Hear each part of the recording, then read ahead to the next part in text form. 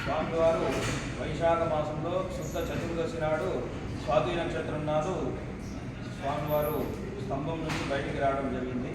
అదే క్రమంలో ఈ క్షేత్రంలో స్వాతి నక్షత్రం చాలా విశేషంగా జరుగుతుంది.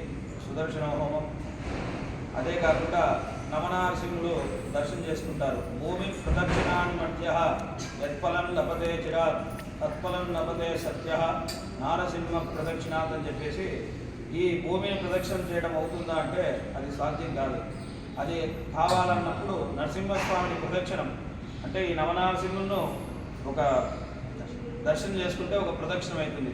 అది భూమి ప్రదక్షిణానికి సమంగా అవుతుంది. కాబట్టి ఈ క్షేత్రంలో స్వాతి నక్షత్రాన్ని పురస్కరించి భక్తులందరూ ఆంధ్రప్రదేశమే కాకుండా తమిళనాడు, కర్ణాటక చాలా ఊరు నుంచి వచ్చి స్వామిని దర్శనం చేసుకోవడం జరుగుతుంది. కావున ఈ క్షేత్రానికి వచ్చి ఎం కామయతే చిత్తం తం తం ప్రాప్నోతి నిశ్చయం అని చెప్పేసి విద్యార్థి లభతే విద్యాం ధనార్థి లభతే ధనం మోక్షార్థి మోక్షమాప్నోతి సర్వార్థి సర్వమాప్నుయాత్ అని చెప్పేసి ఒక స్వామి యొక్క మంగళాశాసనం. కావున భక్తులందరూ